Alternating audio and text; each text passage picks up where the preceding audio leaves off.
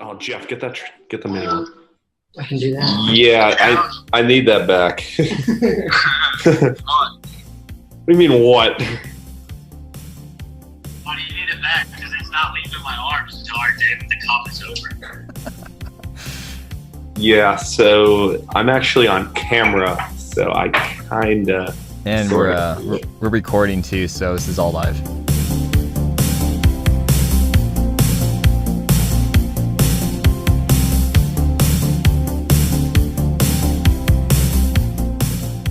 Hello everyone and welcome to another episode of the Dodgeball Podcast. In this episode, we're going to be recapping the NCDA Championships that took place last weekend. And here to join me is Hunter Ford and Colin Sporer. Guys, thank you so much for hopping on. Why don't we just go ahead and get to know you a little bit more. Go ahead and start with some introductions, just like your team or role this past weekend. And we'll go from there, and we'll start with you, Hunter. Sure thing. Thanks for having us on, Steve. Like you said, my name's Hunter Ford. I'm currently an open director for the NCDA Executive Board. I also play elite for the DMV Grizzlies on the East Coast. I'm the former captain and president for Virginia Commonwealth University's Dodgeball Club. And like I said, just happy to be here. Awesome. And Colin? Yep, I'm Colin Sporer. I'm currently the assistant captain and sort of the co-president, if you will, for Towson University Dodgeball Club. Recently crowned NCDA national champion. And alongside me, I have junior member Jeff Hayden and the senior captain and former vice president David Guare. Hello. Awesome. Very cool.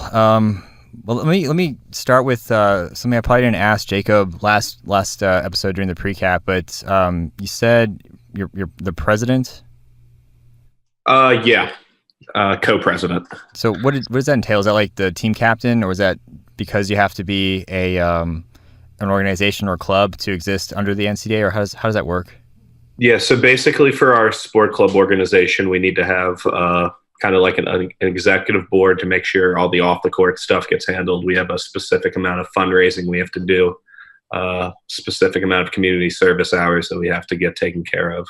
Gotcha. Just to receive funding and receive support from our sport club organization.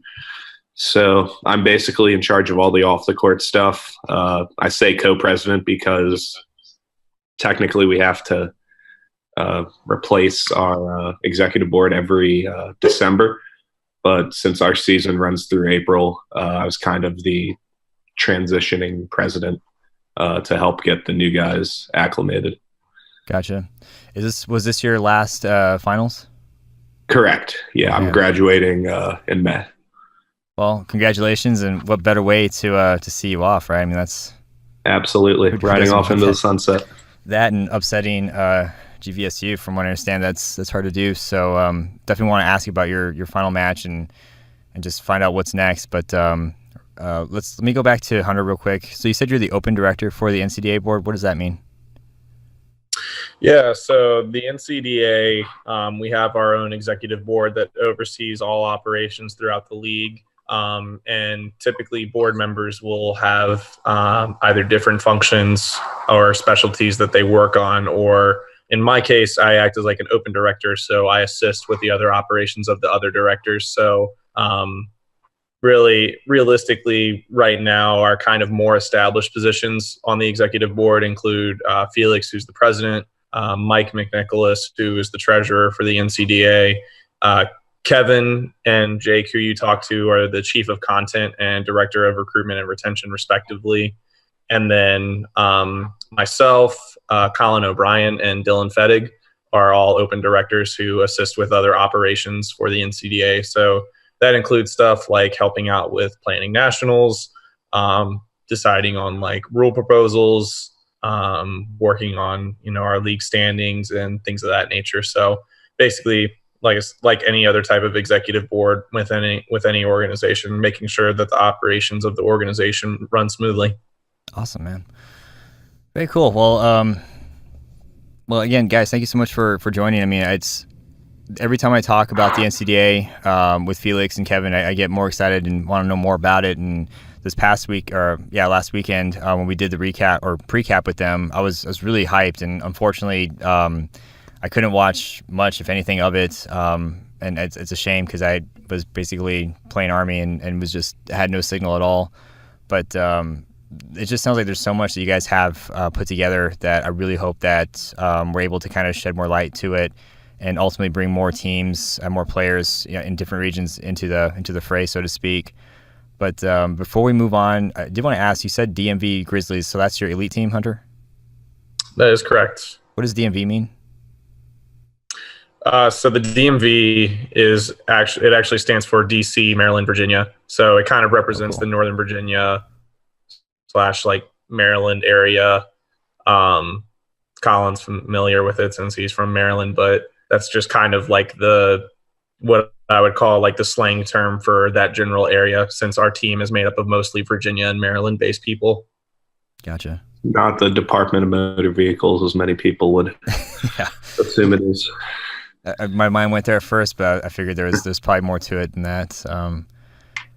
Yeah. Okay, very cool. And so that's No, go ahead. Sorry, that's just like the regional name for that area. So anytime you hear that now, you'll know not to just assume the Department of Motor Vehicles, though someone could very well be talking about that one as well.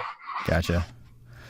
Very cool. All right, and then David Guare, right? That's how you pronounce it.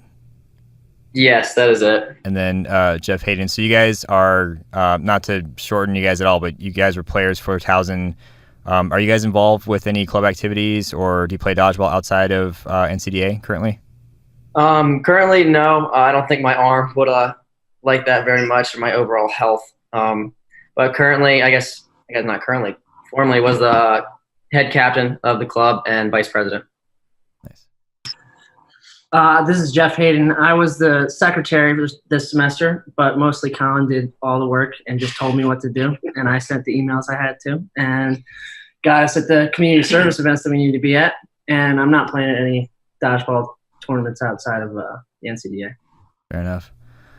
Very cool. Well, before we get into like just the recap itself, I did want to ask, because we kind of talked about it, kind of heard about it, but where's the trophy at? I saw your makeshift one, but so we live in an apartment that's right across the street from the current president and the current assistant captain's apartment. So we had it last night. We had it about 15 minutes ago, and they asked for it urgently. Yeah, they really wanted it, and we decided to share. But we did give them this little. We walked over the big trophy. We had this little guy inside of it that we made for him. So we walked over, we gave him this little thing, and we basically tried to hit him with the deke, but we gotta share it. I mean that's fair. I mean, shoot, you guys pretty much stopped a 7-peat. Looking at that was our first ever national championship in school history. That was our first time getting past the quarterfinals in school history. So after 3 years of losing in that round or the round before, to be able to stop Grand Valley from winning a 7-peat on their own court is something that we're gonna remember for the rest of our lives. One of the things that I thought was really cool about talking about the pre-cap was just how many times I heard Towson mentioned. It really sounded like you guys were, I don't want to say the underdogs, but you guys were like the favorite to give Grand Valley, the best shot at beating them. And if I was able to tune in, I would have absolutely been following you guys, thinking, okay, this is the team that's going to upset the 7-peat. So it's really cool to see it actually happen in real life. So let's kind of double back real quick and then just kind of talk about, and we'll start with you, Hunter. Just what were your thoughts overall with this past championship? Did it exceed expectations? Is it pretty much par for the course with previous ones, or now that it's over with, what are your thoughts? Yeah, actually, just to kind of plug a little bit of extra knowledge about myself too. So, like I said, I used to be the president captain for VCU's team, and last year VCU hosted nationals at the Siegel Center, and I was the director of nationals for that. And so coming from that perspective, realistically, like there were a lot of things that we did this year for nationals which have never been done before, which I think were a really huge positive step in the right direction for the NCDA. Realistically, the biggest thing was partnering up with Mad City and helping live stream our bracket play on Sunday. Mad City, their entire crew did an excellent job of providing us with quality footage, along with even including a professional commentator to assist some of our staff with commentating games. And I think the production quality of it was substantial. It was substantially better than we've had in years past, where typically we're just dealing with, iPhones and GoPros. Now we've got, courts that have multiple camera angles covered, and like I said, more legitimate live commentary and that sort of thing. And that's really going to help us a lot going forward, because now we're going to have, better footage to be able to show potential teams what we're all about. We can, also, help showcase our style to other people's dodgeball leagues as well, including groups like Elite or WeHo or whoever. So that was really one of the biggest things. Also wanted to give props to Greg Zerlich. He was hired as a student photographer for the event, and he had some really outstanding photos for it. And I know that a lot of our players and fans really appreciated that, especially the Towson guys, because he seemed to have a lot of photos of them. So I'm sure that they enjoyed that. But yeah, overall, I would say that this Nationals, given the budget that we decided to put together for it, and everything that we were able to put together from a production standpoint, was done really well. Brandon Meisel did an excellent job organizing the event.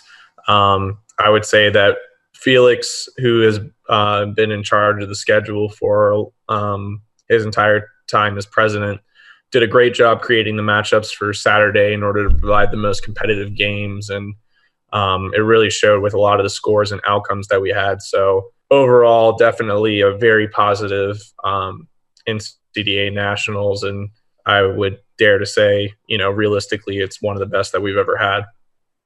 That's awesome. Yeah, and when you guys announced that Mad City was covering you guys, it was it was just, it's always a win when you see a high production dodgeball event, regardless of who it is, whether it's Elite or NCDA or any of the others that would that follow suit. Did that freak you guys out at all? Just walking in and seeing like a production crew, or maybe that's more towards actually, go ahead, Andrew. Did that change the scene at all, or change like the feeling of it? Yeah, I would say so. I mean, like I said, traditionally speaking, you're talking about a league with a bunch of college students who, are using iPhones and Facebook Live and GoPros and that sort of thing.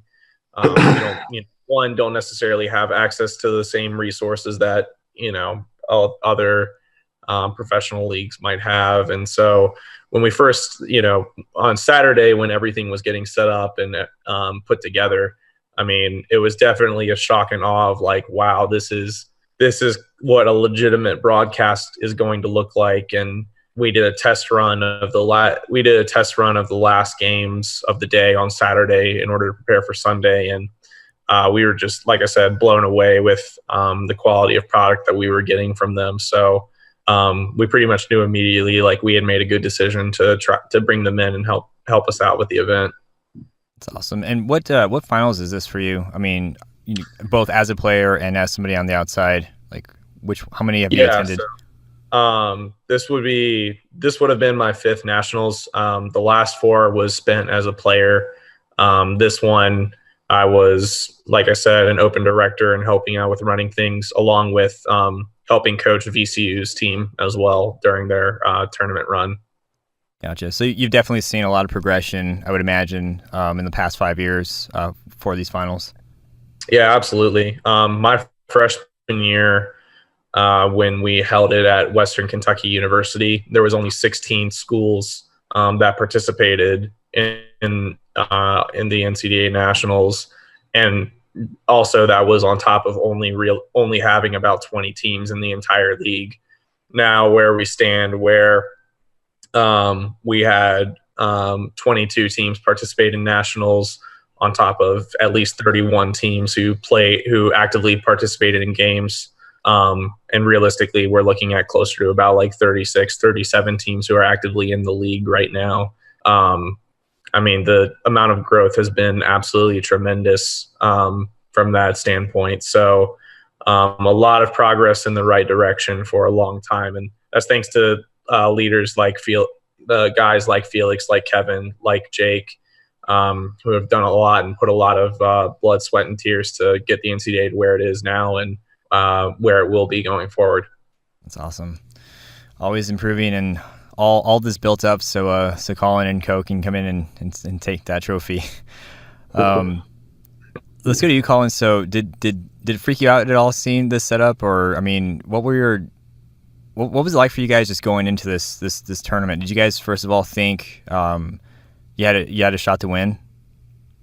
I was confident that we could bring it home. I knew that Grand Valley was a good team, but after seeing them a couple weeks before nationals, I knew that if we played our best dodgeball, that they really couldn't hang with us. And it was definitely a nervy first couple of points for sure, just because we didn't have that experience and they did. But I think as soon as we settled down, we made a few good throws and eventually took that first point right before halftime. That's what ended up making the difference and gave us the confidence to get 2 more in the second half.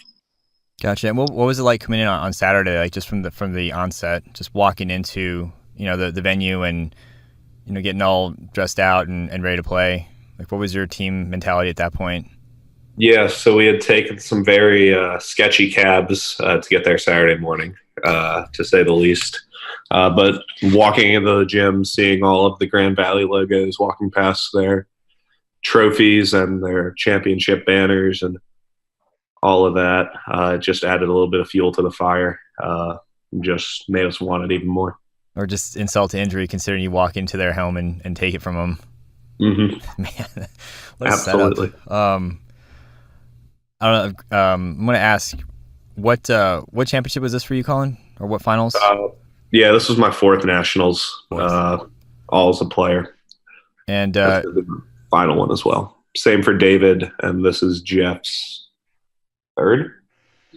Yeah, Jeff's 3rd. Gotcha.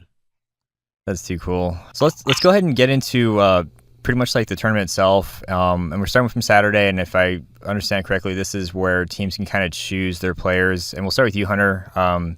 What was it like for VCU on Saturday? Like, what did your team look like going into the tournament? So actually, a couple interesting things with us there. So the trip from Richmond, Virginia to what is Allendale, Michigan, about 14-hour drive. So a lot of our guys left Friday morning to try and get there at a somewhat reasonable hour in order to get some rest and whatnot. And I know that you had already covered this with Felix, Kevin, and Jake last week, but NCDA games are 12v12, and you're allowed up to 6 subs, so 18-player rosters. And VCU traveled with only 10 this past weekend, and a lot of people weren't able to make the trip for various reasons. When you're a club sport, the term student athlete is probably about 100-point font on the student part and about an 8-point font on the athlete. So you've got guys who've got to take care of their own business and can't necessarily enjoy the luxuries of being able to travel to nationals if they have their own other prerogatives to take care of. So right. VCU is traveling undermanned for the entire weekend. And I would argue we probably played one of the more difficult schedules in terms of we had a lot of really tough opponents to play. We had to play we started off our day playing against Kent State University. who has been who for a long time has been a pretty big power within the NCDA. They're one of the original founding members of the league, so they have a ton of experience. Then we followed that up by playing Penn State, who was an East Coast rival of ours and who had been on a pretty good hot streak leading into nationals. They had gone 4-0 in their previous tournament coming in. And then our last game on Saturday was against Central Michigan University, who was number 3 in the country. So we had a pretty tough slate ahead of us. And like I said, it didn't help that we were undermanned. But in those 3 games, VCU performed extraordinarily well. We actually won all 3 games by a score of 3-2 in overtime, which I wish that I could fact check that to see if that's ever happened before. But I'll have to take a look at that later. But we won all of our games in overtime. Basically, just guys stepping up tremendously well when asked to. I would say without a doubt our biggest performer on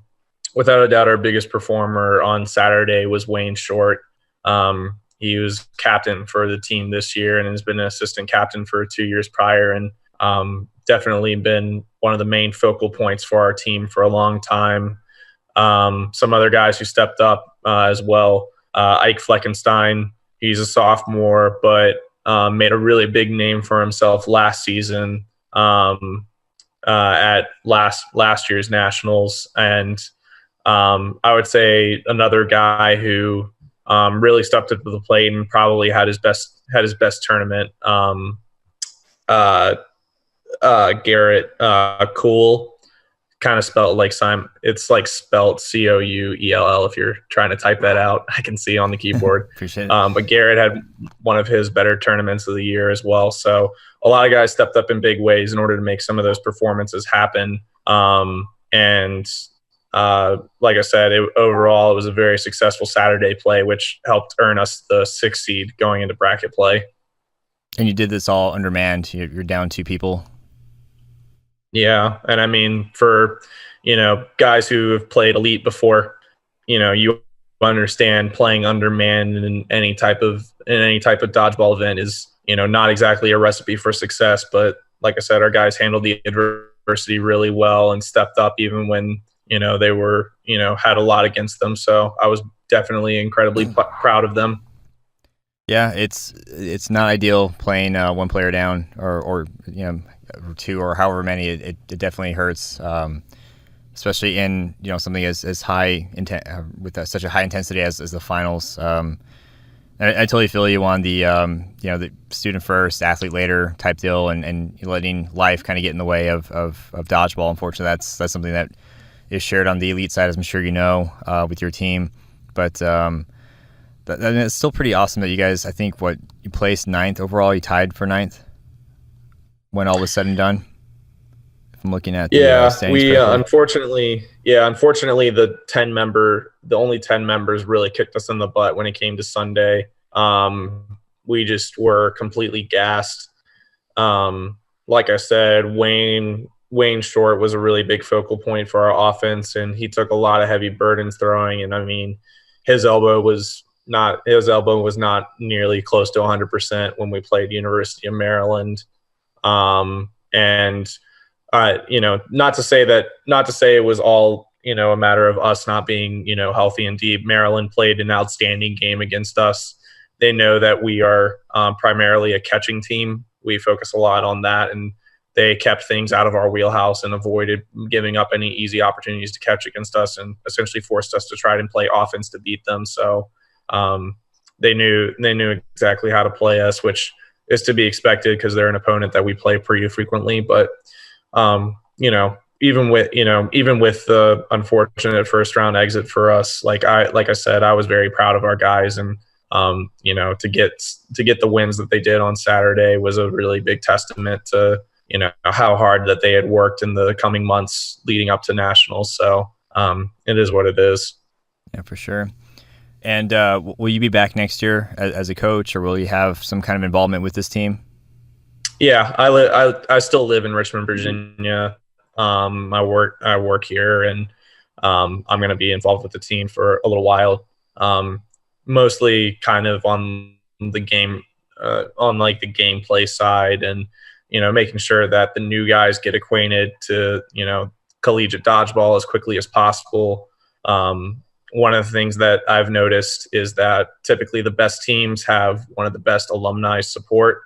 And so any way that I can, help continue the legacy of VCU and make sure that they're prepared for the future, I would say, reflects well on not only myself, but, the other alumni who have been dedicated to helping them out as well. Right on. Good stuff, man. And I don't know if we covered this, but did you guys as a team get to choose who you played against or who you wanted to? Yeah, and there's a little funny story behind that as well. So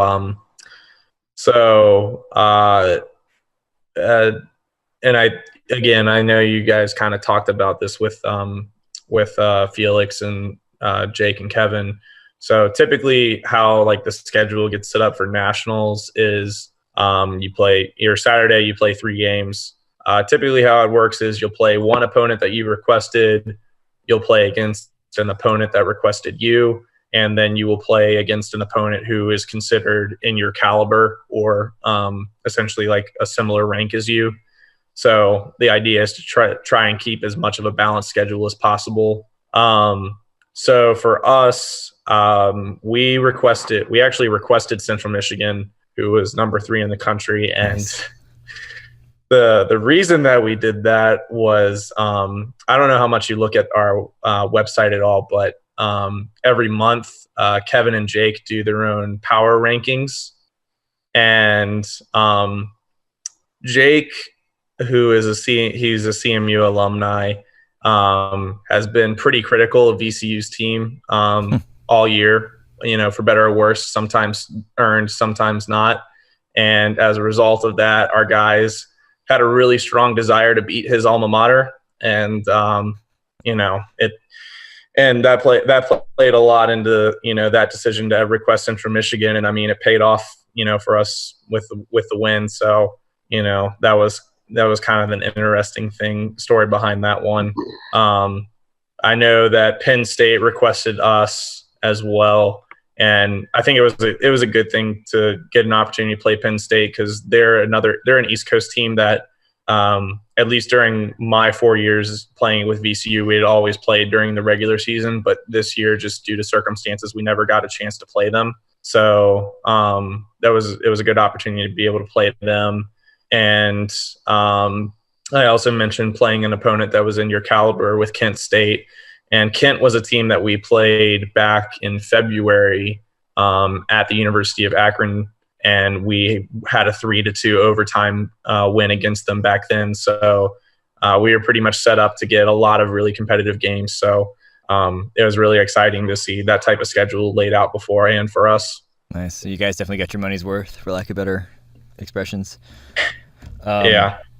Poor Jake.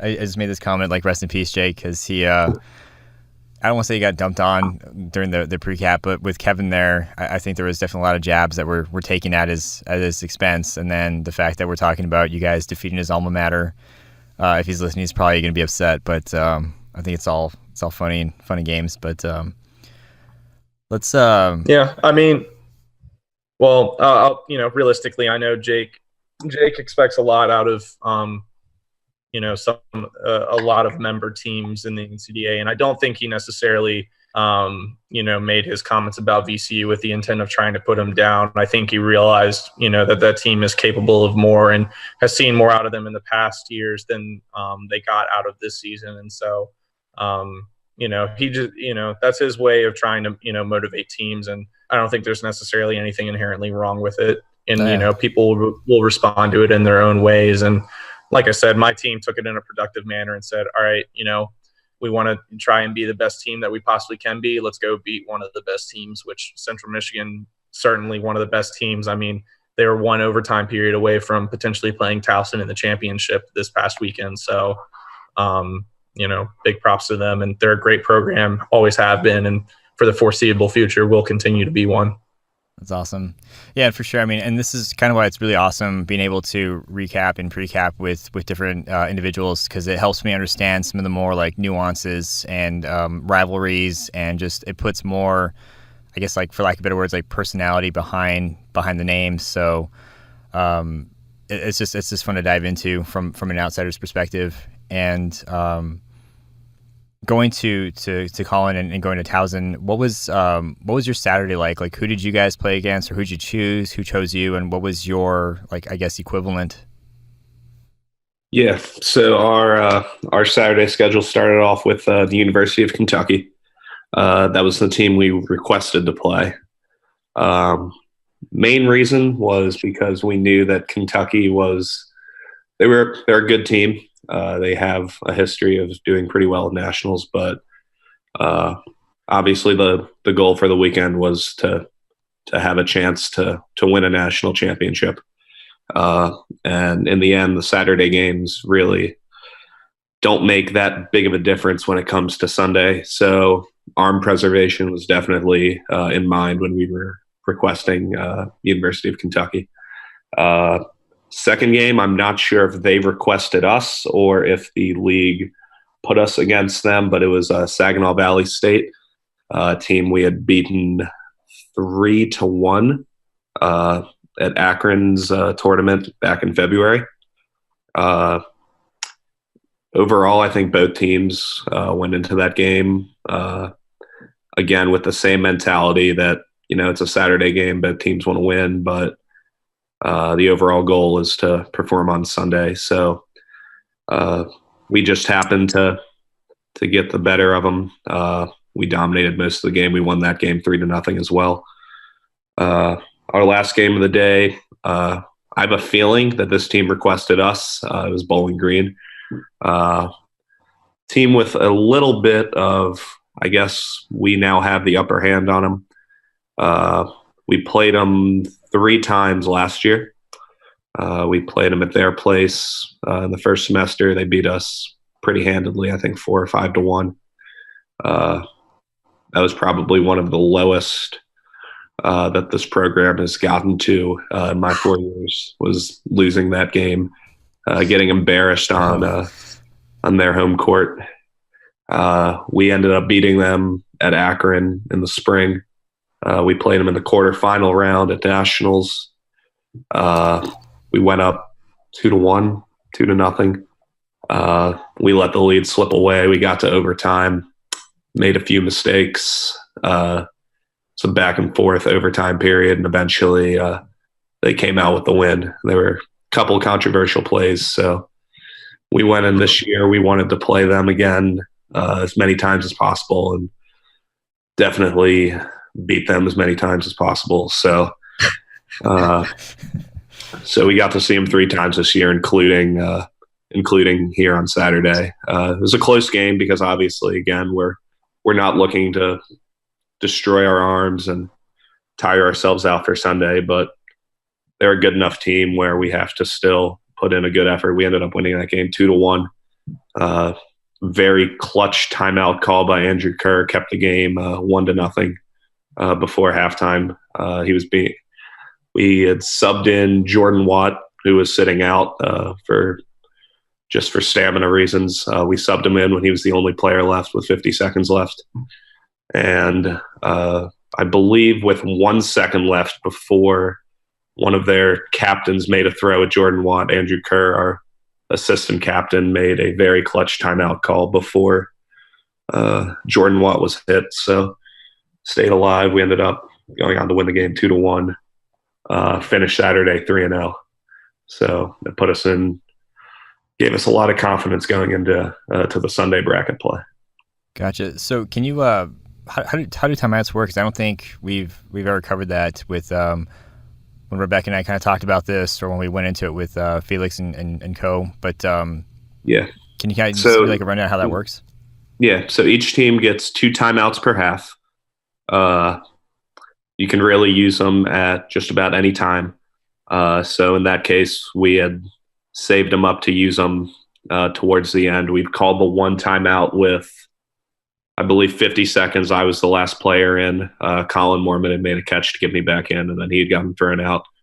I think I'd been running around for a couple minutes, and we knew we had Jordan on the bench, who is a league MVP candidate. So we made the decision to sub him in to keep our 1 point lead going into the half. So you can use timeouts basically to maybe stop a breakaway, to stop when you have ball control, to stop the other team from getting a lot of balls. If there's a team throw and your team doesn't have a lot of balls and suddenly there are a lot of balls on your side, you can call a timeout to gain ball control. But yeah, there's really an endless amount of ways you can use timeouts in this league.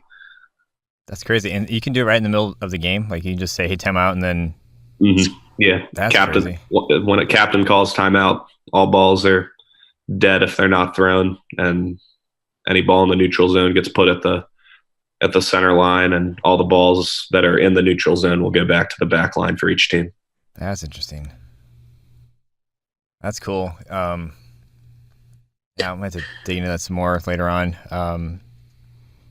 Does that cause like a lot of chaos, or do refs pretty much like they can stop the game without people losing control of balls, or without, upsetting other players? Like, especially if I have you like dead to rights, I'm about to blast you, and there's a time. Does that cause a lot of commotion, or do teams pretty much like this is a standard practice and they're used to it? I think we pride ourselves on being one of the more strategic teams. I know Andrew Kerr definitely prides himself as to being one of the best timeout callers in the league. But check yourself. It causes a little bit of chaos, especially when a lot of teams don't expect us to call these timeouts. I know Max Kowalski on Bowling Green was livid because he didn't feel that Andrew got the timeout off in time, but we all know that he did. So it can cause a little bit of commotion, especially with ball control sometimes determining where some balls need to go. But yeah, that's basically how they work. Gotcha. All right. So before we move into Sunday, I just kind of want to do a real quick check on Saturday before we move on, and we'll start with you, Hunter. Just were there any other like high level events that you saw, or teams or players that you wanted to shout out? Yeah, absolutely. I would say one of the more intriguing Saturday games that caught people's attention, which people weren't expecting, was Grand Valley State versus Ohio. That was a game where realistically a lot of people probably looked at it and assumed it was going to be an absolute like Grand Valley domination. However, that game actually ended up going into overtime. And really, it was definitely a credit to Ohio University's well-roundedness. An interesting thing about Ohio's team, they actually were not able to participate in last year's national tournament for various reasons, and so they were on a 1-year hiatus after participating in Nationals 2017. They were on a 1-year hiatus, and so just came back to Nationals 2019, and they had a lot of people really step up for them. Caleb Arnold, who has been kind of one of the team leaders for a while now, and actually was the founder of Ohio University's Dodgeball Club, had a lot of really big catches for them, which was really important. Jake Larson has another guy on their team who is definitely their best thrower, and arguably one of the hardest throwers in the league, save for Jordan Watt, who Colin will more than talk about later. They stepped up in a really big way, and so that game ended up going into overtime, and it was 3-2. And they actually, Grand Valley won 3-2, and actually Ohio did have Grand Valley on the ropes for a minute there.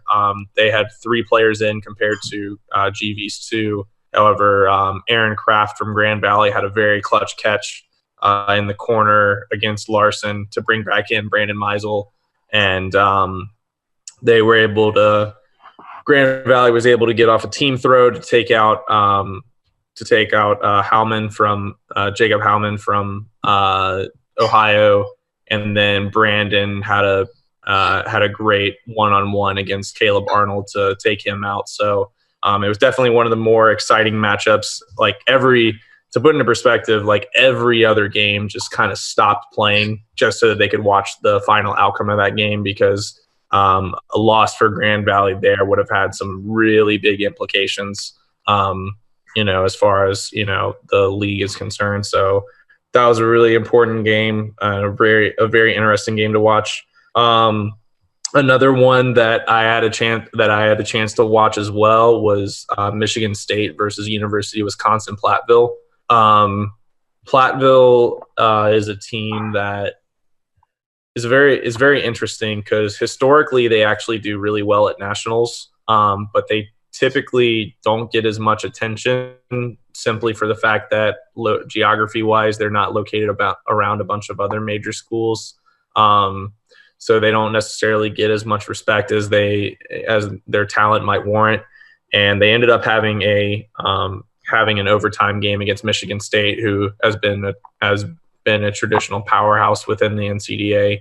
And they had a lot of really big freshmen step up for that team.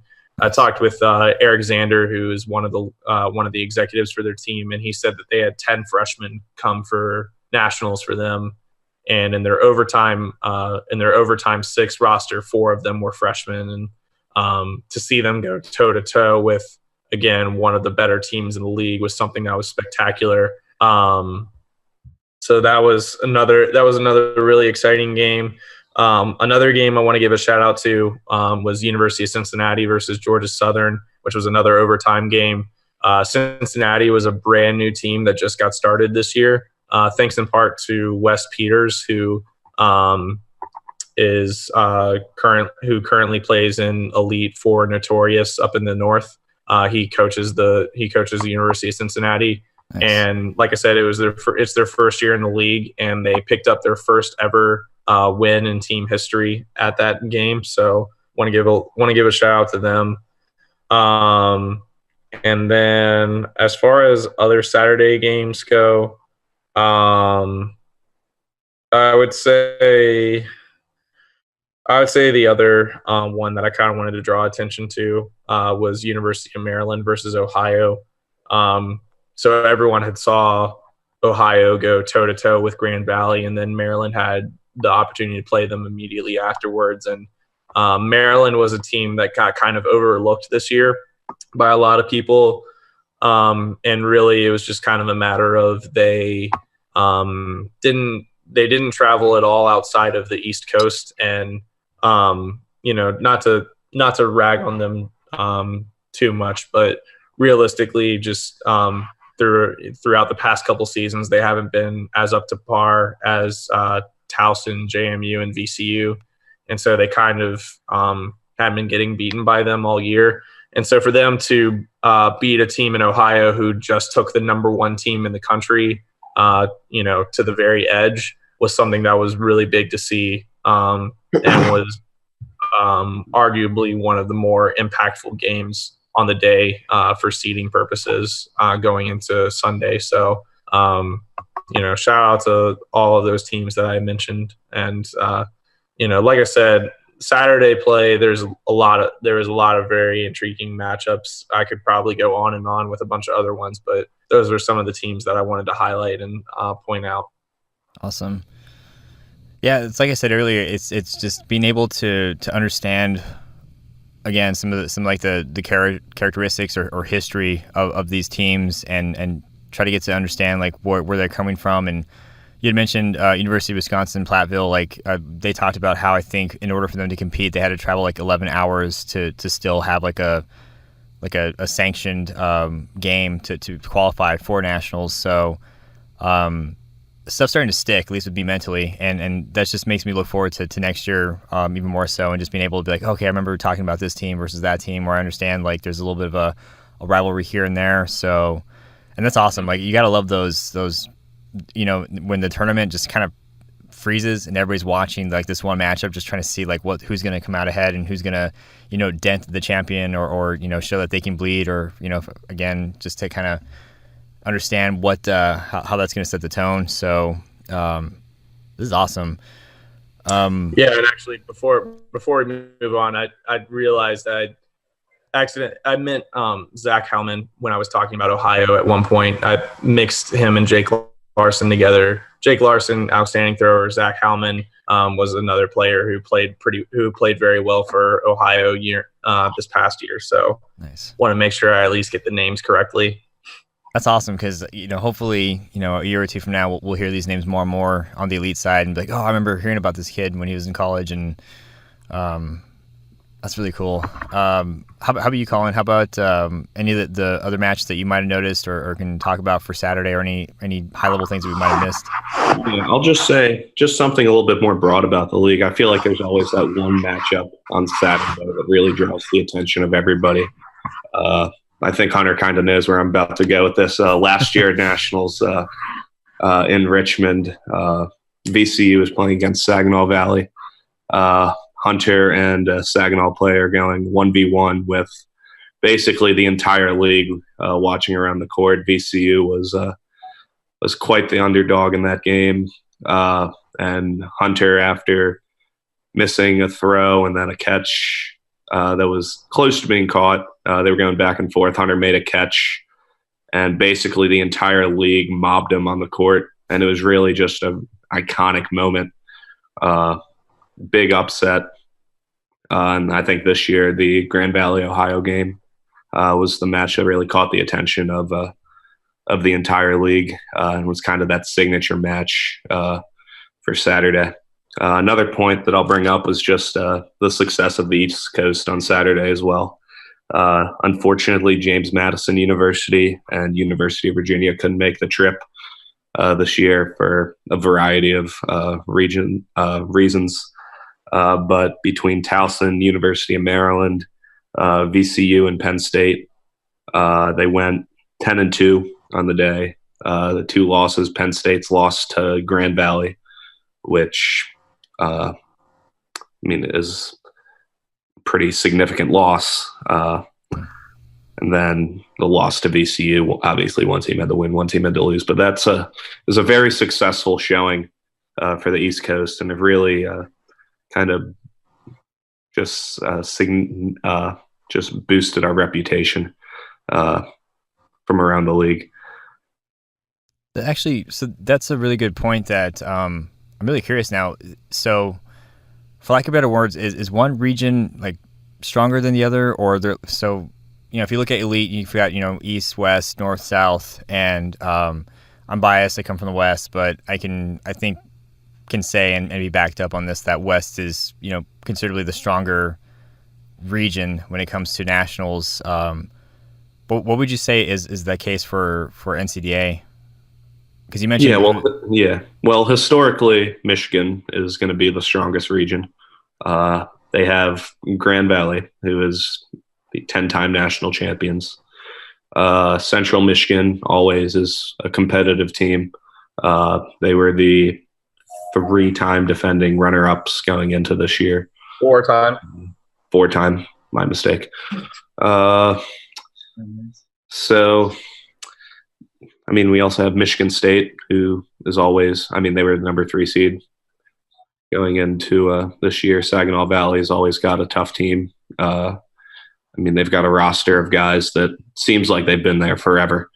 But they've always got a tough side, and they've just added Western Michigan, who I'm sure in a few years will be able to gain some talent with some recruiting, and will be able to be competitive. But I think the East Coast really stood out, especially with the performances on Saturday in Maryland being able to make their quarterfinal run on Sunday. Sorry if we're spoiling anything for the next segment, but I think the East Coast really stood out. Ohio's always got a competitive region, top to bottom as well. Personally, I would rank it as Michigan, East Coast, Ohio, and then the rest of the world. Gotcha. And of course, I gotta let you chime in on this too, Hunter. Like, would you agree, or where would you put like the regions? Yeah, I don't think anyone could argue that the Michigan region stands out the most. And I think it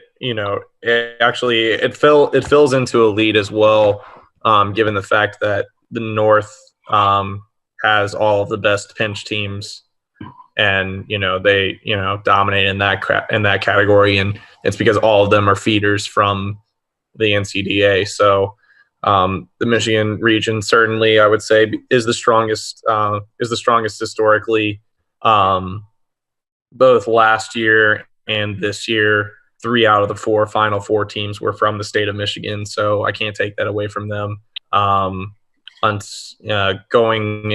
into nationals this year, 12 out of the 14 national champions were from there. So, all right. Anyways, that's them. It's fair to say,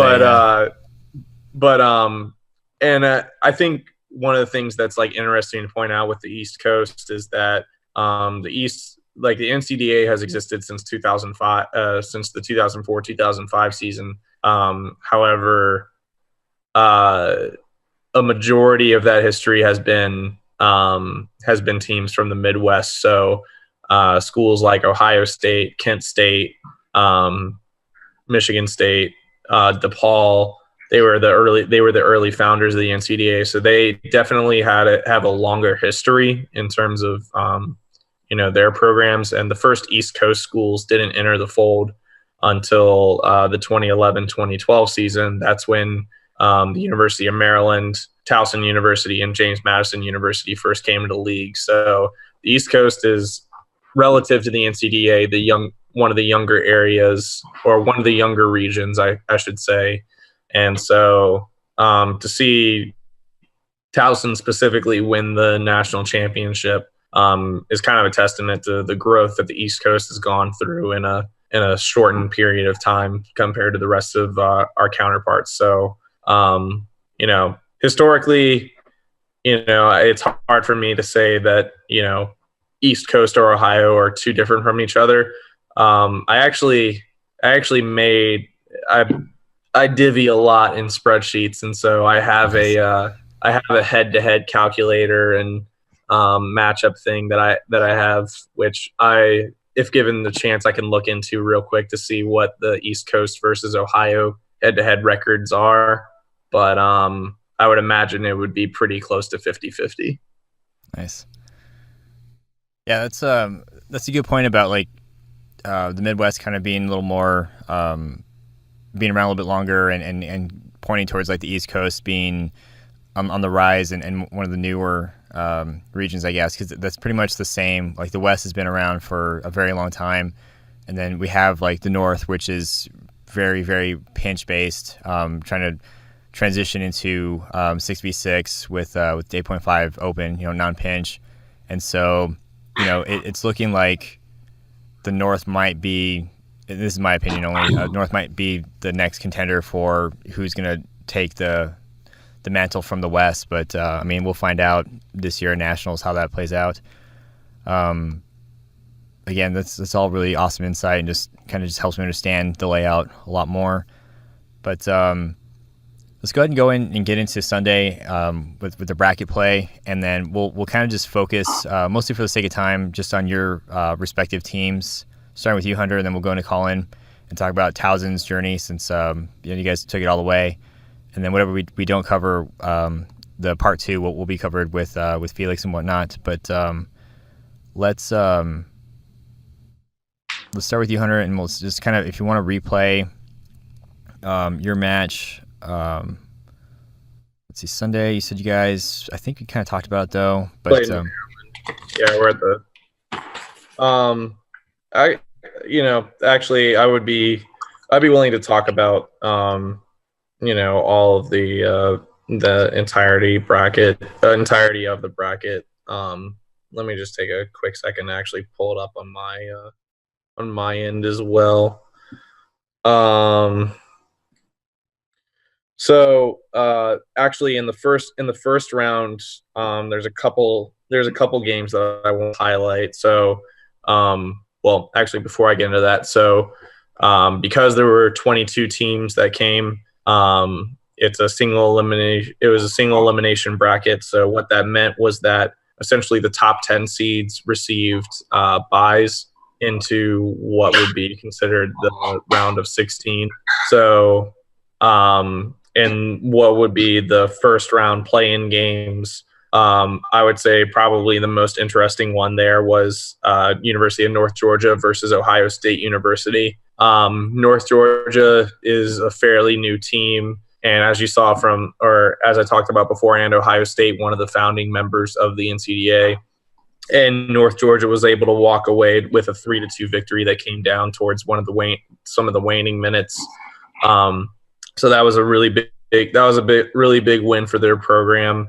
And it was also a nice little upset as well. Akron and Saginaw Valley State in the following round, the round of 16, I would say was probably the most interesting matchup to see. Both of those teams certainly very talented, and they also played earlier this year. Saginaw Valley actually won against Akron at the University of Akron. They forced the game into overtime with 1 second remaining on the clock by essentially a well-executed team throw to force a guy out of bounds, and then Saginaw ended up winning in overtime. So this was actually a rematch of that matchup from earlier this year, and it was a really exciting one. Saginaw was able to walk away with the win, but I think if you have the opportunity to go back and watch that game, you can definitely see the passion that both teams have, and some of the talent that each of the squads have. So going more so into my team with our match against the University of Maryland. Like I said earlier in the segment, we traveled with only 10 people, and I think it really showed on the second day. Everyone was gassed, battling either fatigue or injury. It certainly didn't help that we had to go to overtime in all of our games previously, so a lot of our top players were feeling sore, and ultimately kind of the wheels kind of fell off in that match against Maryland. But very big credit to Maryland. They were definitely a talented team, and they played an excellent game plan against us. Going into the Elite Eight, there were some interesting matchups. There were definitely a lot of interesting matchups there as well. Starting with Grand Valley and Saginaw, both of those teams being from the state of Michigan, they have a long history with each other. But Grand Valley really hammered it home that they wanted to go all the way and win on their home court, and they had a really impressive showing against them. Central Michigan and Miami was the 4-5 matchup, and that game was actually a repeat of the first game of the day. On Saturday, those two teams play, which resulted in Central Michigan winning 3-2 in overtime. In this case, Central Michigan was able to win 3-1. But I would say really the biggest thing in that game was we got a chance to see two potential MVP candidates go head to head. For Central Michigan, Austin Breggy is one of their captains, and for a long time has been a pretty big player for that team. And then on Miami side, Tom Morand was an absolute beast in the 1 point that Miami won. They actually made it a 1-1 game going into halftime. I think so. Like I said, it's 12v12, and in that 1 point, Tom had eight kills. I was recording stats for that one, and it was really impressive to see the fight in that match. Towson and Bowling Green, I'll let Colin talk about that when he talks about his run. And then Michigan State and Maryland. Interesting thing in that one. So score of 4-1, but the biggest point of that game was certainly the first point that was played. Maryland actually had a 3-1 man advantage at the start of the game in the waning time period of that first point. However, Brent Weekland, who was a member of Michigan State's dodgeball team, was able to successfully take out those three remaining Maryland players and seal the point for Michigan State. And I think that gave them a ton of momentum to, end up leading to a 4-1 victory for them. In the semifinals, Grand Valley and Central Michigan, I mean, 3-2 score line. You see it there, went into overtime. Unfortunately, I got suckered into being the head official for that game. Oh, no, so thanks. I didn't get a chance to spectate it as much as I was having to be neutral and, officiate the game. But just an unbelievable effort from both sides. They were Grand Valley and Central Michigan were the championship game for the past 4 seasons, which was every single year that I was, a member of VCU's team. So it was, I don't know if you want to say unfortunate to see them play in the semifinals, because I think a lot of people would have been interested to see if it could have been a Central Grand Valley championship again. But regardless, Grand Valley's just top talent just really showed out, especially in the overtime period. It was a very decisive overtime victory for them there. And once again, I'll let Colin talk about, the rest of his run, being that Towson's in the remaining 2 games. So really just a lot of excellent dodgeball all around. I wish that I could have, talked about more teams, but I don't want the segment to run too long for you. So I'll let Colin take it away from there. Awesome. Yeah, I appreciate that, man. It's really cool because, I'm looking at numbers. They don't necessarily tell like a story or explain, how fierce the battles were. And looking at these, I mean, with the exception of, I think, Ohio versus DePaul, I don't think a single other team broke 4 points. There might have been like a 5 somewhere in here. But I think that kind of speaks to just the overall competition on Sunday. But now let's go ahead and go on to you, Colin. Let's start with your first match. Looks like it was a pretty decisive victory against Kent State. Do you have any comments on that one? Yeah, so the scoreline definitely does not show how close that game was. I'll start by saying we played Kent State 3 times in the fall, and we won all of those games fairly handedly. But we got them on Sunday morning in our first game, and we came out very sluggish. We had some sore arms. We actually missed a reffing assignment, which was very controversial because we did not get them until very late. So we actually received a yellow card. We had our captain, David Guare, having to sit out for the first point. So it took us a while to get the first point. We couldn't get a point before halftime, so we went into halftime up 1-0. We came out and Kent State absolutely dominated the first 5-10 minutes of the first point of the second half. They got us down to an 8-on-1, and in my opinion, the league MVP Jordan Watt survived an 8-on-1 and sparked us to a comeback in that point to give us a 2-0 lead. And to be honest, I think that very well sparked our run at winning a national championship. So this kid, Jordan Watt, AV1.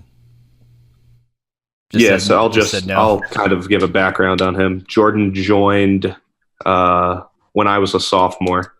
So his first nationals with us was my second nationals when we played at the University of Kentucky. The kid's got an absolute cannon of an arm. He can throw. We haven't clocked him with a radar gun, but I would guess he can throw at least 80 to, I'd say, 83 miles an hour. Good God. I'm going to tell you to pause right there, sir. Is that, are you calling shenanigans on that, or? Whoa, I can confirm. I'll say that. As a person who's been hit by many of those balls, it's faster than anybody in the league, without a doubt. Does it feel like 80 miles an hour? Definitely. Without a doubt. He definitely has the fastest ball in the league. I would wager we're looking. But he just rips them when he's pissed off, and he will. Oh my God! Nothing else. The man's. I would wager it's closer to 75 to 78 range. I don't. Still, that 80 mark is very, very, very tough to hit, sir. I'd say most of the time he's probably around that range, but his fastest he can get above 80. Guarantee it. Having played baseball my entire life, I'm right there with you in the upper 70s range. If Ray Franklin threw 79, Jordan Watt threw 81. That's my All right. personal opinion.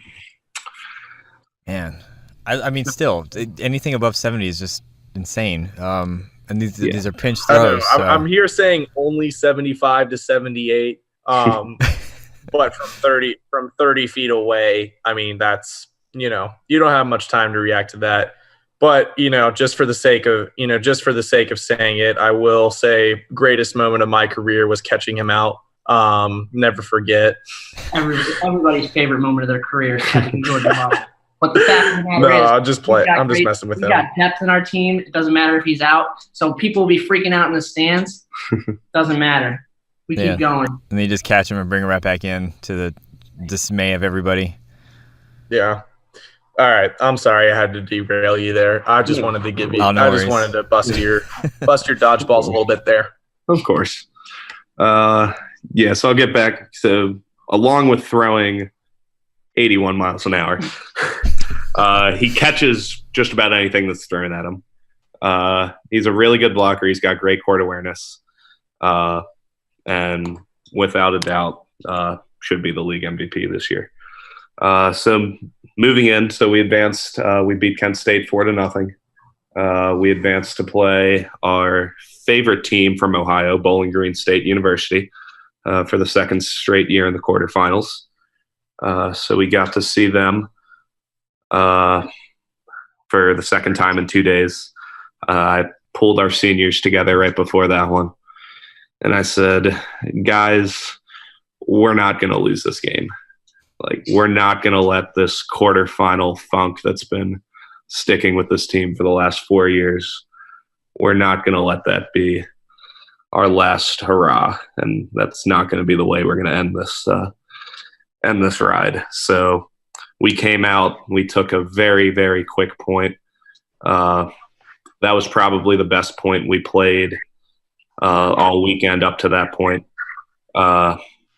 Great communication, great execution.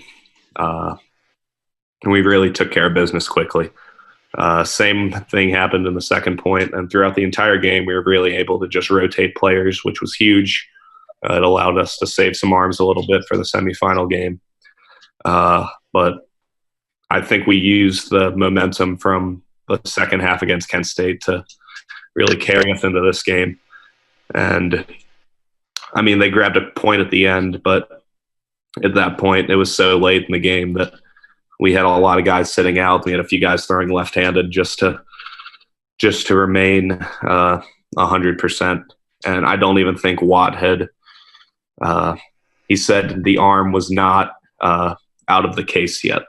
So that's just saying something. He was saving his arm for the semifinal and finals. So the fact that we were able to keep his arm in the case for that long and get that far, yeah, that was really important for us. David and Jeff, I mean, you guys are there. What was the speech like, if you can recall? Was it very motivating, or which speech? If you want to go back to the Miracle movie, I think you can get a good view of what it was like. We haven't even gotten to that point yet. We have speeches before most of our matches, actually, and they're always very motivating. Usually it involves Jeff screaming. Nice. You said what movie inspired these speeches, or what can you point sorry, to? We'll get to that one in a second. We'll get to that in a little bit. I jumped the gun a little bit. For sure. Well, feel free to chime in as soon as it becomes applicable. But definitely it was intimidation that won that BGSU game. They were scared coming in, and then they saw my head, and they were just terrified. And I caught every single ball that was thrown at me. Yeah, I'll make a point. I think Jeff Hayden caught at least 15 to 20 balls in that game. They kept throwing at him and kept testing him. He would be up on their throw line, probably 10, 15 feet away. For those that don't know, the NCDA is a 30-foot throw line. So he was baiting them into throws and just catching everything that came at him. So Jeff Hayden and his Nationals haircut that will be forever remembered. Infamy, I might add. Infamy is a great way to put it. So let's go ahead and move on to what is this, the Semifinals. Yeah, semifinals. Because you're talking about speeches, and you said you might be jumping the gun, but yeah, you guys against Michigan State University. What was that like? Yep. So that was our first ever Final Four appearance in school history. We went in and we were a familiar opponent. We played them back in February when we traveled to the University of Akron. That was our last game of a 4-game weekend where we played a pretty significant schedule. And they ended up beating us. That was one of our 4 losses on the year in overtime. So a little bit of a revenge factor going into that. That was definitely the motivation going in. And that was our first game on court 1 on the day. So you had the cameras that were on the court that were tuning into our huddles, and kind of just the whole experience of being in a NCDA Final Four is kind of what was the motivation going into that. So, I mean, as soon as the game started, we were on the front foot, and it was all gas, no brakes. I mean, pedal to the metal. We were we take 2 points in the first half. Was it 2 or 3? I think we took 2 points in the first 10 minutes. We took 3 in the first half. We were up 3-0 at halftime. And you know, we got to halftime, and going into the second half, one of the things that David kept saying was, we're not going to let up, because, you know, just being Towson University Dodgeball, we have a history of sort of letting leads slip away. So one of the main phrases that kept being used was, it's still 0-0. And just to keep pushing through and to keep playing at our top level and not letting Michigan State get any type of momentum, because back in February when we played them, they were a team that was fully driven on momentum. So being able to stay on the front foot, never give up ball control, and just dominate on all aspects of the game. We never let them have any chance of getting past us. Nice. And this is Rebecca Chappell's team, right? Yeah, correct. Mm-hmm. So she showed me a clip of there's somebody on her team that I think is just a cannon, and she showed me this. If I'm looking at it right, I can't tell because it's so small. But it's against like Ohio. Probably Peyton Schuster, big dude, number 43. Yeah, she mentioned it was a big dude, and the clip that she showed me is like him just headshotting the crap out of annihilating a kid in the face. Yeah, knocks his hat off. Yep, I think that's where.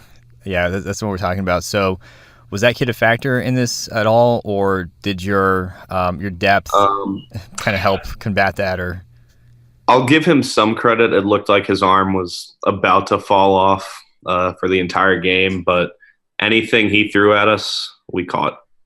And anything that didn't get caught by us was in the floor 2 feet in front of us. So, I mean, I'll give Peyton credit. He's a great player, but, I mean, I think just his fatigue and just our momentum and our catching ability, he really was a non-factor in that game. Gotcha.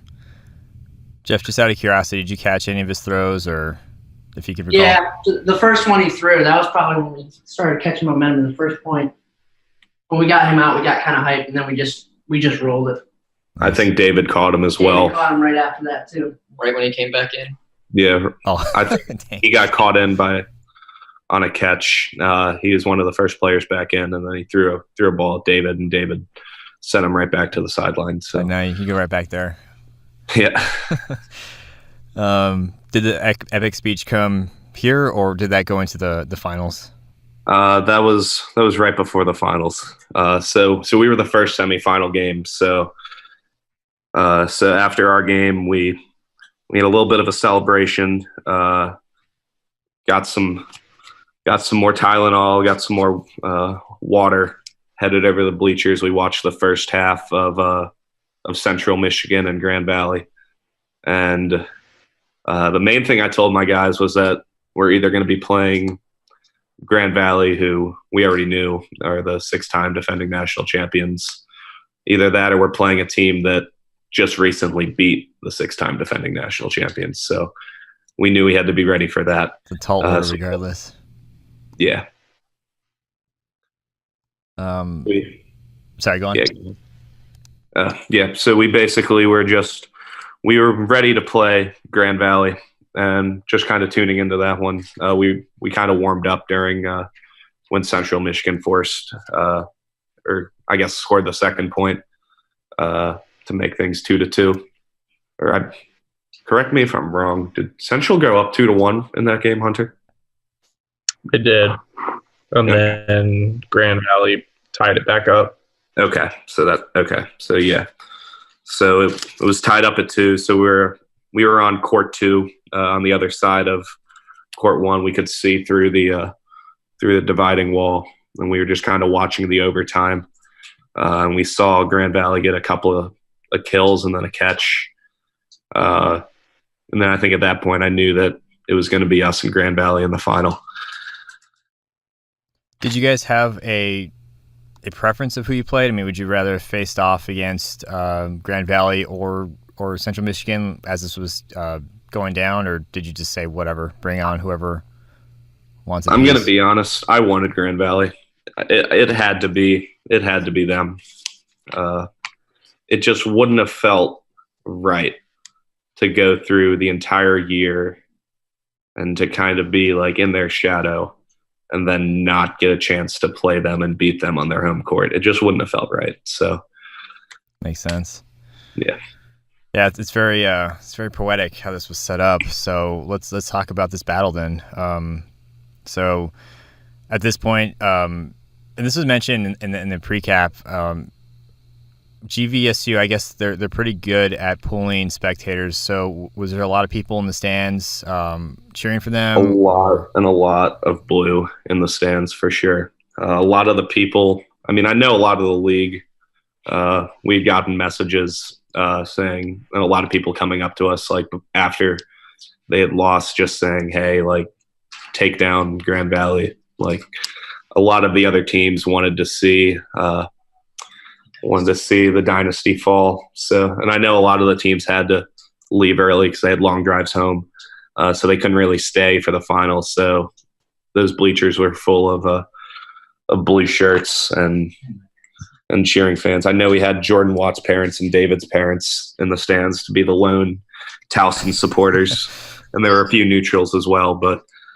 yeah, it was all Grand Valley in the stands against us. And so that just like fuel your guys' passion even more, or did that have like any kind of psychological effect, or you just at that point zeroed in on the match? Almost none at all. And I'm not trying to say that as in a cocky way, but right. I mean, as soon as we stepped out onto that court, yeah, there's nothing, no outside factors that are gonna get in our way. Nice. It's us and the team that's on the other side. So between the three of you guys, and feel free to chime in, Hunter, too, based on any observations you might have picked up on, but kind of walk me through that battle. Like, what was that like? What was the first game like? Big plays, big moments, et cetera, et cetera? Yeah. First point, very nervous. Obviously, they have guys with 4-5 national championship games under their belt. We'd never been in a Final Four before. So a lot of nerves in that first point. We were definitely very hesitant to make throws to eliminate them. We were making a lot of burns, just kind of hoping that we weren't getting caught. And then we were very cautious with trying to make catches. So they were able to pick us off, I think, in about 8 minutes when they took the first point. And we normally have a pretty good bounce back second point. So nothing really out of the ordinary. We'll give them the first point. We kind of moved to the second point thinking, all right, we've played a point of national championship dodgeball. It's time to get back to Towson dodgeball. And the second point was actually a little bit worse than the first point. There's one sequence where I think they threw, 2 balls at us. A ball got popped up in the air. We threw a couple back. People getting picked off left and right. Before you knew it, I think it ended up being like an 11 or a 10-on-5 in a matter of 2 minutes. Ended with Brandon Meisel's suicide kill on Hunter Friedman, which is something that I would chime in on. I mean, he has every right to have the confidence, and I don't want to know if this is the right word, but cockiness to do that. But I think that seeing him walk all the way around our team, just giving us the stare, I think that's what really made us kick off on the second half. And actually the third point before second half even finished, but the third point in general. And that's when Tiger started rolling. Can you explain that real quick? What do you mean walking all over your team, giving you guys a stare? So it actually, if you go back to that one page, there's actually a picture of the suicide. I don't know which page it was on. Is that the image where Brandon Meisel's in the air against one of our freshmen, Hunter Friedman? Yep, that one right there. Yep, right there. Okay. So I believe that is the suicide to end the second point, and all of us were just kind of like, ouch, that looked like it hurt, like exactly the word at the top of the screen. I think that's everybody's face. And as he landed and everyone started cheering and run on the court, he just kind of slowly walked all the way around our team. Just look at like, this guy. Okay. This is what I do. This is how we play. And I think that just kind of got us rolling. Yeah, I'm actually going to chime in right there, and it's funny you say that because I kind of noticed that too. And I was actually shot clocking during that game, and Colin O'Brien, who was also assistant refing, there was about like 6 or 7 minutes on the clock at that point, I believe, and I told Colin while we were setting up the balls, I was like, hey, like, I actually think that it was like I have a strong feeling Towson's taking a point before like the end of this half, and then they ended up doing it. So I kind of spoke that into existence. I also kind of spoke into existence you guys' game against Michigan State. Unfortunately, I told Colin and Dylan Fettig that I thought it was going to be like a 4 to 5 point blowout, and they were like, well, you didn't think Michigan State was getting to the Final Four anyway, so what do you know? And I was like, they said it in more of a joking way, but they thought it was going to be a fairly close game, and I was just like, I don't know, man. Like, this Towson team's pretty good. But anyways, that's enough boosting you guys' egos. All right, so you end the first half 2-1. Is that what? Yeah. Okay. Yeah. So that third point, everything just started to click a little bit. We were able to make more throws, more kind of more confident throws to get people out. We weren't scared to throw at them, and it showed that we have arms top to bottom. Everybody was able to make some kills. Jordan Watt ended it with a powerful solo throw. And it got us a point with, I think, 2 minutes and 44 seconds left in the first half. So that time rolled over to the second half.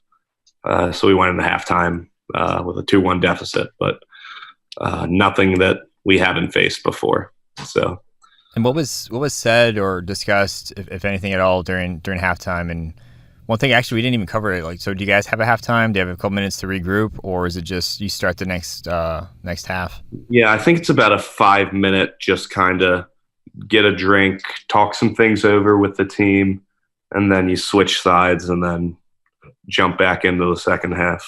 Gotcha. So did you guys have like a huddle, or I mean, is this something that we can... I'll let David chime in on one thing that was said is actually kind of almost the same thing that Kevin Bailey said while he was broadcasting our game, is that this team has been here before.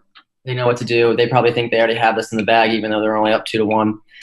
Is that we have to play our style. We have to control the game. We have to be patient and wait for them to mess up. And I believe we took every opportunity to where they made the slightest mistake. It may not be a big mistake, but they made a slight one, and we took advantage of every single opportunity we got. You guys capitalized on it? Yes, sir. Nice. So, go ahead. I guess we'll jump into that fourth point now. Yep. So the first point out of the second half, like David said, we were playing our style pretty much to a T.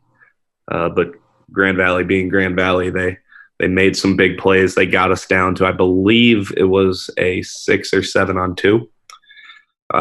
We had Hunter Friedman, who was the one who got suicided. Who was the kid who was he was hit by Brandon Meisel's suicide at the end of the second point. It was him and Colin Mormon, who is a sophomore.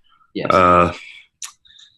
Who were the two lone guys in, and Colin has a history of playing well against Grand Valley. I made a couple big catches in our game against them last year at James Madison, but they both made some fantastic catches. There were a couple throws that were made that slipped through some Grand Valley player hands that maybe they should have been catches, but they're great located throws by our guys. And in the end, I forget who made the throw on Mormon, but Mormon had a catch from about 10, 15 feet away that sealed that point and ended up tying up the game with about 13 minutes to go. Nice. Who is that person that made the catch? You said Mormon? Colin Mormon, yeah. the sophomore. Colin Mormon. Okay, so there's two Collins on your team? Yeah. Got it. Colin Mormon. Also goes by Taco for some silly reason. Interesting. We get creative with our names and numbers. We're going to get into some Yeah, I taco. can tell. It's Taco an talk embarrassment. later. Hey, I keep the legacy of pie going. David Ware's number is the pi symbol. To let all of the viewers know about that. So you allow. I guess you can kind of deviate a little bit from, I don't want to say like the professional look, but pi's allowed as a number. Now, is it the symbol? According to the rule book, it's not. Actually, pi is technically a number, even though it may be represented by the symbol. It has a numerical value. That's hilarious. Yeah, I've seen pi before donned as a dodgeball jersey, and I don't think Elite will allow that anymore. So fight the good fight, keep it going. So that was the fourth point, right? Yeah, that was the fourth point. So one of the big things that changed in this game that wasn't really present in, it was present in the times we played them earlier this year, was just which teams could close out the close points. We had a 1-0 lead on Grand Valley back at our place at the end of March. We had a big number situation. We couldn't close it out. And that ended up being one of the deciding factors. That game ended up going to overtime where we ended up falling. So I think that fourth point was the point where whichever team was going to close it out really had the best opportunity to win the match, and being able to come back from that big numbers deficit is certainly the deciding factor. Nice. Did at any point did you guys just, we got this, we're about to win? Like, did you start to get that feeling or that Yeah, sensation? I'm going to chime in here. Yeah, I'll let Jeff jump in here. Nice. So, talking to Colin after the game, he had watched hours of film on Grant Valley, studied everything there is to know about every single player and how they play. And he said he was trying to come up with a plan on how to beat this team. And afterwards he said, I still have no idea what we would need to do to beat this team. It was really disbelief by every single player on the team after the game. It was really just outstanding performances by everybody, and clutch things that Towson doesn't normally do, which is make catches, play for each other, make blocks, and make some clutch throws, especially when we're down. And, we had to make the clutch plays, and we did. Yeah, so that's basically exactly what happened in the at the point. So the game's tied at 2. And basically, we came out, we played our style. Everybody made catches. Everybody made good throws. And we've really put them on the ropes. And I was talking to Jeff when Grand Valley was playing Central Michigan in the semifinals, and he said, should Grand Valley step out here to save some time? And I talked to Jeff, and I said, Grand Valley's not a team that's gonna step out in any situation because they're that confident that they can win any point from any situation.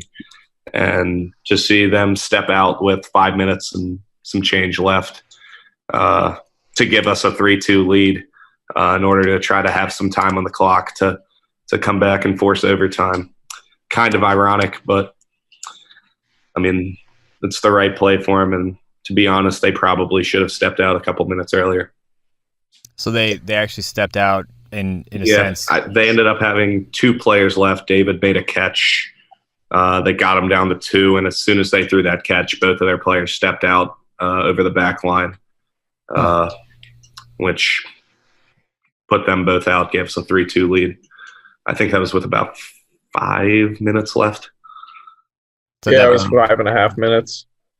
Yep. So at that point, we were all very hyped. 5 minutes away from a national championship, but we knew that they were going to be throwing everything that they had at us in that last 5 minutes to try to send it to overtime. And man, did they ever. They got, I think, 2 players out right off the rush and just continued to pick us off one by one. They caught every ball we tried to burn. Every ball that they threw was coming in faster than they've thrown all game. Oh, yeah, ball control. But, yeah, that was the key. We gained ball control. Andrew Kerr, the strategic mastermind behind Towson Dodgeball, continued to make great burn throws. David sat in the back and stayed alive. And we basically just strategically used a couple of timeouts. I think we used one in the point before, but we had one left. We ended up calling it with 6 seconds left in the game. We had most of the balls. We made a throw. We called a timeout with 6 seconds left. For some reason, I still don't know why our clock didn't reset. So the clock was at 6 seconds, but our throw clock was at 4 seconds. There's still a 2-second differential between the shot clock and the game clock. The plan was to have Andrew Kerr go up with Christian Cariello, who is our roommate and sitting right beside us playing some Fortnite right now. The plan was to have those 2 go up, have Andrew make a throw, and then just have them throw back, and then we all pour out on the court in celebration. Andrew Kerr didn't make a throw, and there was a balls over call with 2 seconds left. So Grand Valley had every single ball on their back line with 2 seconds left. So basically, we have Kerr standing in front of Hunter on one side and then Christian alone on the other side. They made 10 Hail Mary throws. One of them connected. And then the rest is just history and a blur. Man. That's awesome. Yeah, I'm gonna have to go back and watch that. Just especially now that I know what the background is, and just see if I can find that miscue where Andrew didn't make that throw. I promise you. Awesome. That's exciting. I don't even know what to say. I want to watch it now and just kind of relive it. And I'll give credit to Mad City here. The way that they produced that national championship game and the way they produced all of the games on Sunday, it was absolutely incredible to go back and watch all of them. And from what I heard from all of our fans who watched, it was an amazing production. I actually had a video sent to me from one of our alumni who was with 4 other alumni, each FaceTiming or calling another person. And just to rewatch their reaction to our reactions and just the overall end of the game was honestly just as rewarding and just as exciting as being there and living it for myself. Mm-hmm. That's awesome. What does it feel like knowing that people were watching you, like, never mind the stands, but just, on their devices back at home? It's amazing to have all that support from all of our family, all of our friends. I also think this is the start of just the NCDA blowing up completely. I think based off the amount of viewers we got for the first time having them live stream our games, it'll increase exponentially throughout the next couple of years and maybe potentially even make it to some local TV stations and just increase throughout time. Yeah, absolutely. Huge when the NCDA made that announcement, we still hadn't received a schedule yet, so I thought it was going to be a schedule announcement when the league was they were kind of teasing us with this big announcement, and they announced Mad City's streaming, and I didn't really make much of it, but getting there on Saturday and seeing the amount of equipment they had, and then actually getting to take a look afterwards at the job they did, it was absolutely amazing what they created for us. And I hope it's something that the league continues to do in the future. For sure. That's awesome. Well, let's go ahead and go on to actually, you mentioned earlier in the episode or in the podcast, you said something about an article that we might be able to look forward to kind of just understand a little bit more for those that want to check it out. Do you know what I'm talking about by chance? Or yeah, absolutely. So we got an email when we landed in BWI. By the way, we flew to and from Grand Rapids. A quick flex there. Nice. So once we got off the plane, we saw that we had an email from Edward Lee from the Baltimore Sun, who's the main newspaper for the Baltimore area. They have over 300,000 followers on Twitter. So they've reached out to us. They say that they heard about our win over social media and they wanted to get more information on it. So David and I spoke to him over the phone today, and really just gave him just a recap of our dodgeball careers and basically the same thing that I talked about today about our run. Awesome. Yeah, definitely. I'm assuming this will be posted on the NCDA page, or we'll be able to find this. Yeah, as soon they're going to put it in the paper, I would guess within the next day or two. So as soon as we get our hands on that article, we'll definitely be sharing it with the league, sharing it on our social media, and just spreading it around as much as we can. Yeah, for sure. If you don't mind dropping it in the group chat, and I'll put it on the podcast wall too, just so we can have reference. And absolutely. More imagery.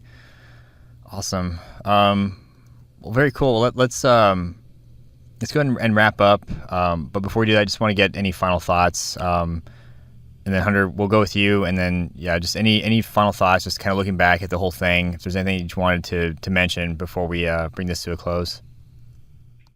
As far as final thoughts on the event as a whole, I once again want to give a plug to all of the great people who helped make this event go as smoothly as it did.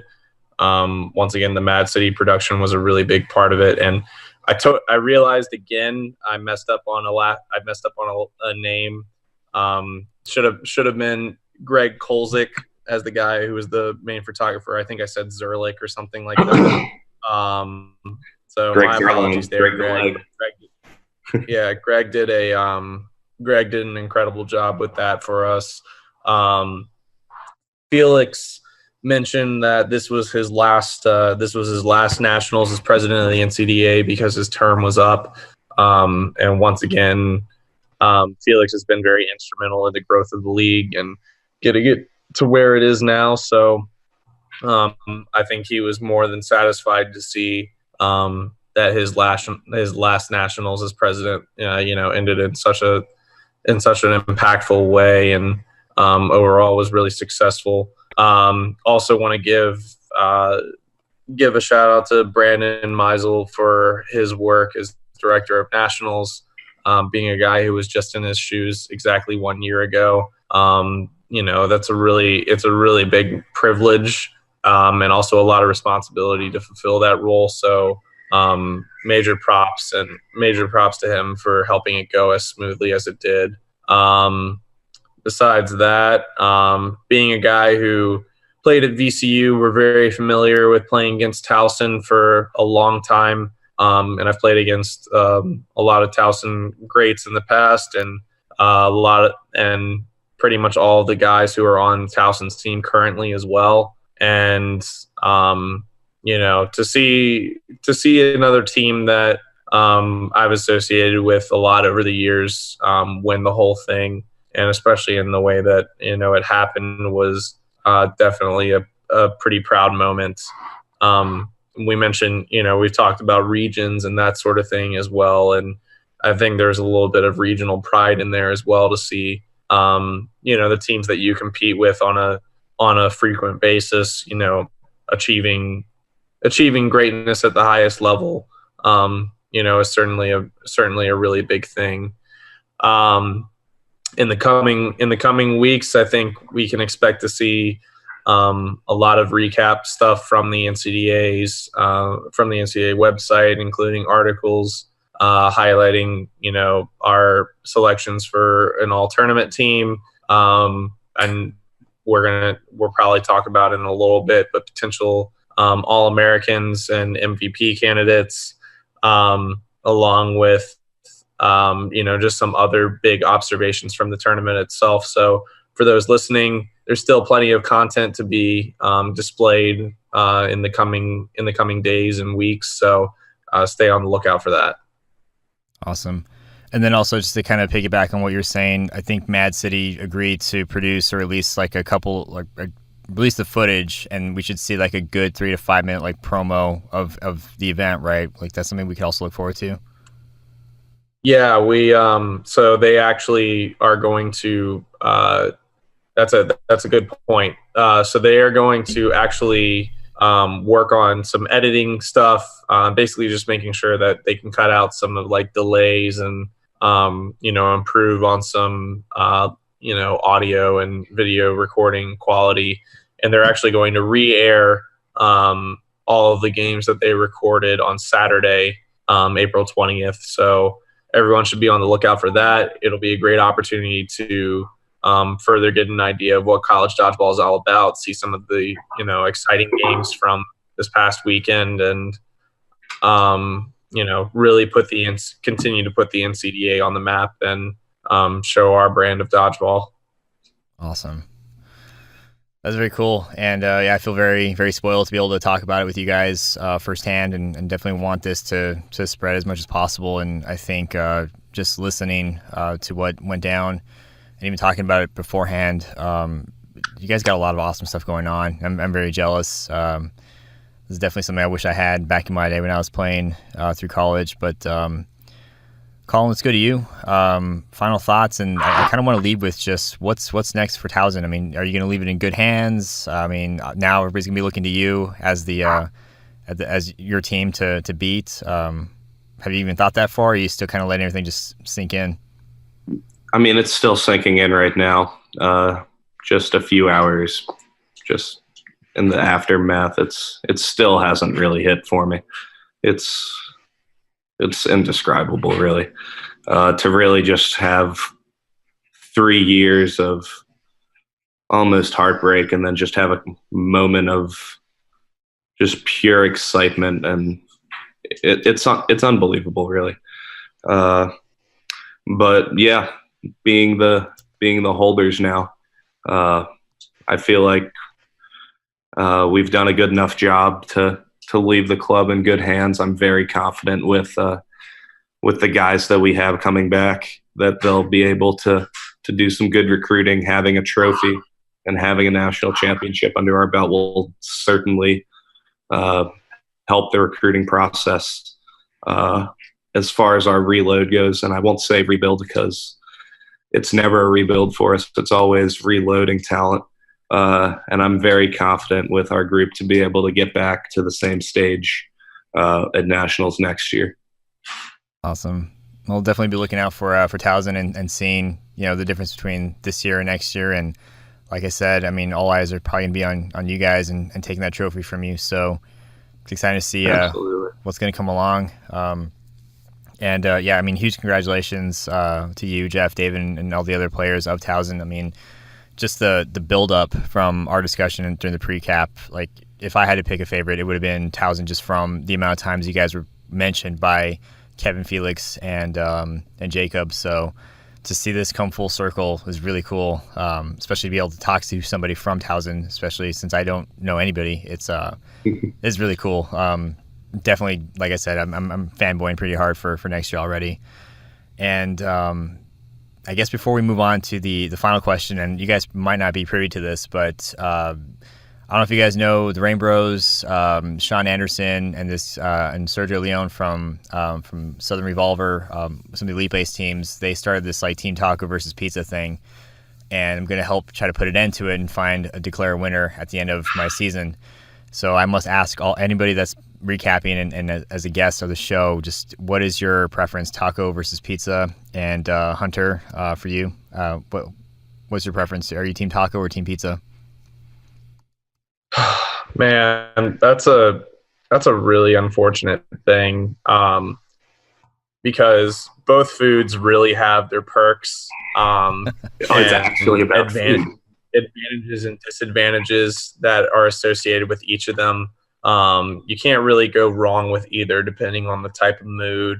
But I would say in terms of a consistent presence and appeal, I'd have to be Team Pizza, strictly for the fact that pizza just realistically is more filling than tacos. You can, take it as like one slice, or you can eat the whole pizza and save it later. You can't really save tacos for later in the same instance, unless you want to just save the individual meat, I suppose.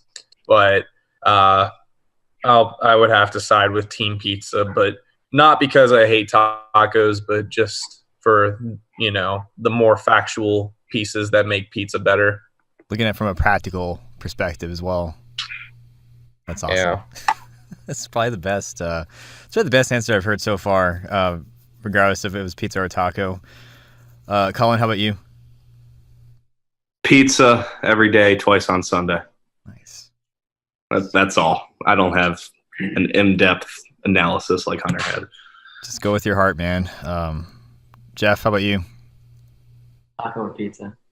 I had to go pizza except on Tuesdays. Pizza except on Tuesday. Fair. Yeah. But we'll chalk that up as a win for pizza. And last but not least, David. I see. I like foreign food, but even though I'm lactose intolerant, I'm gonna have to say pizza, mainly because you can just get there's just a bigger variety of types of pizza. I mean, taco's a taco. Yeah, you can get a burrito, same stuff, just maybe add some lettuce. If you're from California, maybe some French fries. But I'm gonna have to go pizza. Fantastic. Racking them up for pizza. I love it. Yeah, we're going to keep scoring. At the end of the season, somebody's going to be declared a winner, and it'll be great. Hopefully pizza comes up ahead. But, guys, I cannot thank you so much cannot thank you enough for hopping on and just kind of just sharing more of your world with me. And I hope that the people that are listening either are just get more interested in starting a chapter or a club with the NCDA, either tune into more of your events, or if you're in my situation where you're beyond college, just help recruit and build and contribute to what I think is just an amazing program. And as I've said in the past, I've known about you guys for years. I think since 2005, when I was trying to get something over here at the University of Arizona. And I was always jealous of just how put together this organization was. And I mean, crap, I was impressed then. Now I'm just like completely floored. And again, just being able to kind of get a better sense of the who's who and the what's what of it. It's something that's just insanely exciting for me to watch. And I'm really looking forward to next year and getting to know more players and just live as much of it as I can. So I think we'll go ahead and end the interview there.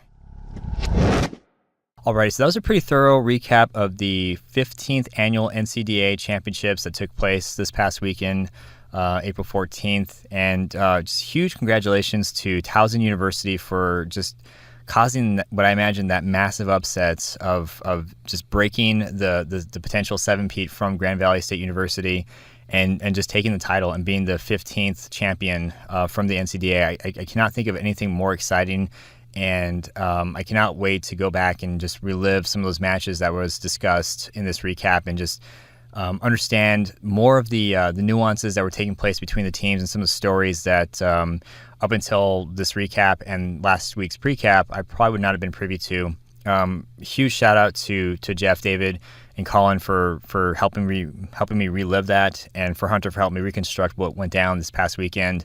The more of the NCDA I get to know about and learn and understand, just the more excited I get about it. And I'm already looking forward to next season, next year, and just seeing where these clubs develop and where they end up, and if Towson's going to be able to defend the championship. I mean, it's a massive organization. There's just so much to offer, and with Mad City stepping up and providing a quality product, I'm fanboying pretty hard right now. So anyway, as I said, huge congratulations to Towson. Huge thank you again, Jeff, David, Colin, for hopping on. Thank you again, Hunter, as well. I can't thank you guys enough. For me to be able to just be completely in the dark to being able to understand what I do now from a couple hours of conversation, especially late into the night, I cannot thank you guys enough. And I cannot thank anybody that comes on to this podcast to share their story and talk about their experiences enough. A lot of teams and a lot of names that I don't think I would have ever come across have been mentioned, and I'm excited also to see if they make the transition from NCDA to Elite Dodgeball. So names have been mentioned. They're now stamped. They belong to the archives of history, and we'll see if we'll hear them in the future. So without further ado, depending on when this releases, have a great rest of your evening, a great rest of your week, and we'll see you next time.